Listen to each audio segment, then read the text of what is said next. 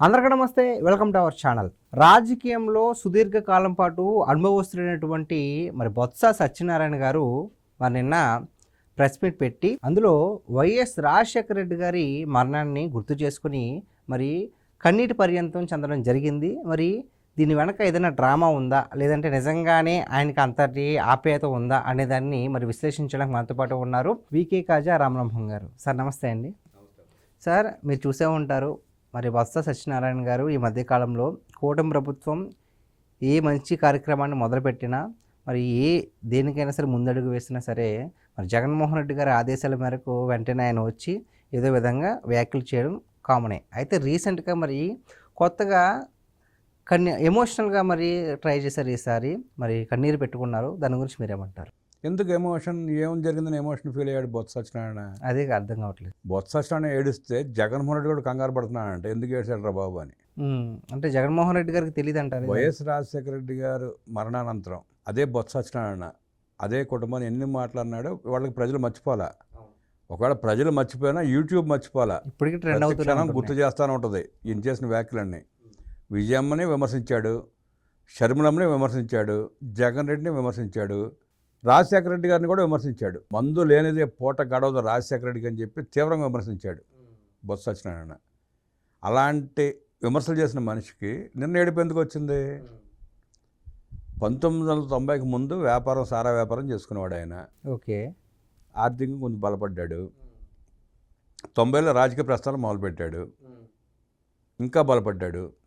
రాజకీయాల్లోకి వచ్చిన తర్వాత డిసిసిబి చైర్మన్గా చేశాడు, జిల్లా పరిషత్ చైర్మన్గా చేశాడు. రాజశేఖర రెడ్డి ముఖ్యమంత్రి అయిన తర్వాత ఆ కాలంలోనే ఎమ్మెల్యేగా చేశాడు, మంత్రిగా చేశాడు. విజయనగరం జిల్లాకి రాక భారీ పరిశ్రమ వోక్స్ వ్యాగన్ వస్తే వాళ్ళని లంచం అడిగి దొరికిపోయిన వ్యక్తి బొత్స సత్యనారాయణ. ఓకే, ఆ రోజు రాజశేఖర రెడ్డి మాయలమారెడ్డి కాబట్టి దాన్ని మాఫీ చేశాడు. కానీ లేదంటే బొత్స సత్యనారాయణ ఇప్పటికి జైల్లో ఉండాలి. అన్ని ఘనకార్యాలు చేసిన బొత్స సత్యనారాయణ నిన్న ఏడవటం ఏంటి అంటే, ఆయన 30 సంవత్సరాల నుంచి గాలిమేడ, పేకలతో గాలిమేడ కట్టుకున్నాడు. ఓకే, ఆ గాలిమేడ కుప్పకూలిపోతూ ఉంది తన కళ్ళ ముందే. ఎందుకు కూలిపోతుంది? జగన్మోహన్ రెడ్డి చేసే పిచ్చి పిచ్చి పనులు, పిచ్చి పిచ్చి వ్యాఖ్యల వల్ల. జగన్మోహన్ రెడ్డి పార్టీ అధ్యక్షుడిగా ఏ మాట మాట్లాడినా దాన్నే పరిణామాలు తీసుకుంటారు ప్రజలు. మావిగన్ దెబ్బ బొత్సకి ఏడుపు వచ్చింది.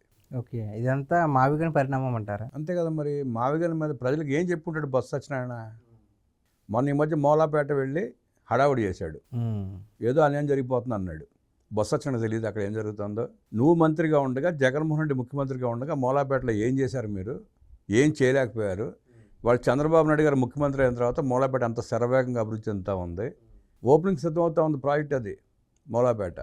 అక్కడికి వెళ్ళి నువ్వేం మాట్లాడుతున్నావు? మతి ఉందా? మతి భ్రమించిందా నీకు? 30 సంవత్సరాల అనుభవం ఉన్న నువ్వు అన్ని అబద్ధాలు ఆడుతూ ఉంటే ప్రజలు ఎట్ట నమ్ముతారు?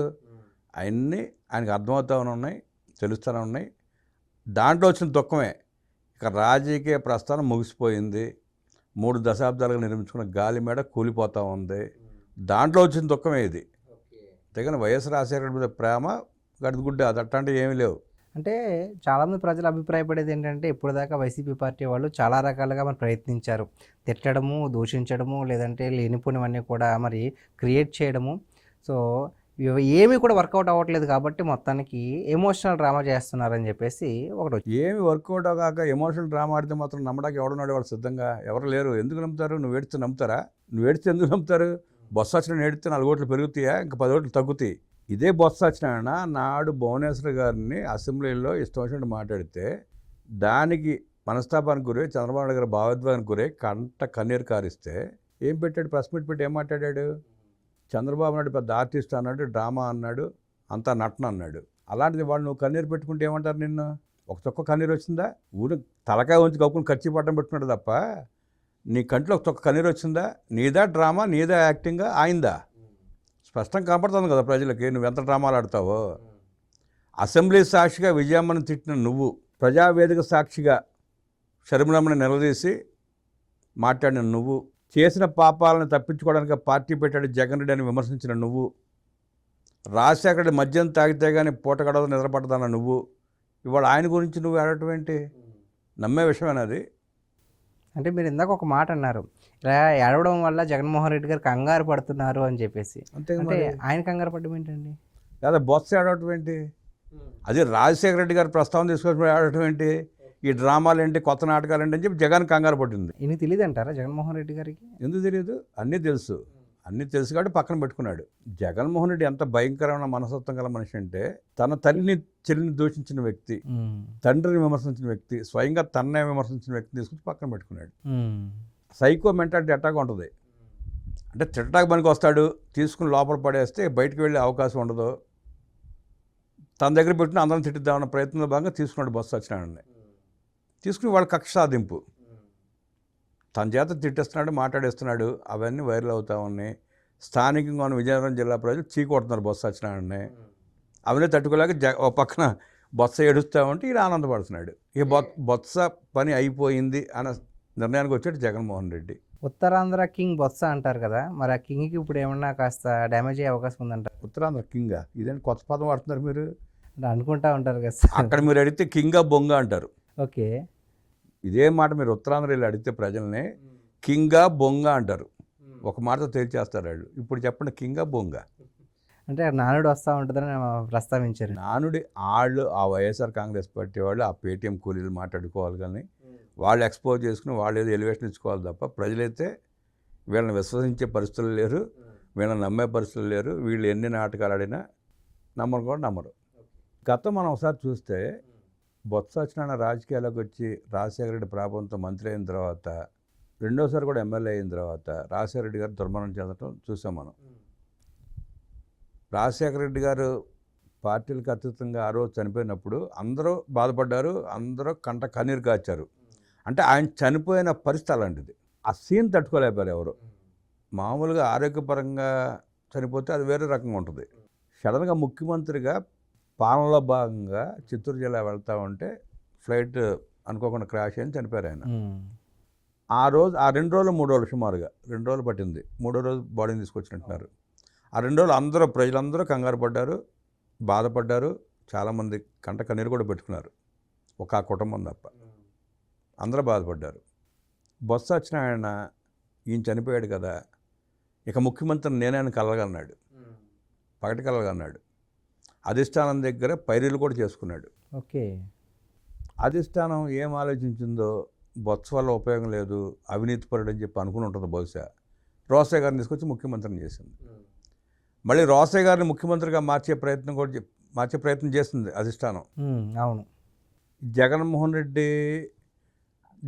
రెడ్డిని అభిమానించే కొంతమంది నాయకుల ఒత్తిడి వల్ల రోసయ్య గారిని మార్చాల్సి వచ్చింది. అప్పుడు ఆ మార్చే క్రమంలో కూడా బొత్స మళ్ళీ పైరువేలు చేసుకున్నాడు. ముఖ్యమంత్రి అయిపోతున్న కళ్ళకన్నాడు. ఆ కళ్ళకనే భాగంగానే వీళ్ళందరూ విమర్శించాడు. అసెంబ్లీలో విమర్శించాడు, బయట విమర్శించాడు. రాజశేఖర రెడ్డి గారిని కూడా విమర్శించాడు. అంటే బొత్స ఏమనుకున్నా అంటే ఆ టైంలో రాజశేఖర రెడ్డి కుటుంబాన్ని విమర్శిస్తే అప్పటికే కేసులు ఉన్న జగన్ రెడ్డి మీద కోపం ఉంది అధిష్టానానికి, నన్ను ముఖ్యమంత్రిని చేస్తారనుకున్నాడు. ఓకే. అధిష్టానం మెప్పించడానికి ఆ విధంగా చేశారండి. రకరకాలుగా చేశాడు, రకరకాల విన్యాసాలు చేశాడు. అధిష్టానం బొత్స సంగతి తెలిసి వోక్స్ వ్యాగన్ స్కామ్ ఉంది కదా, అది బాగా తెలుసు. అధిష్టానం మొదలు అది ఉండిపోయింది.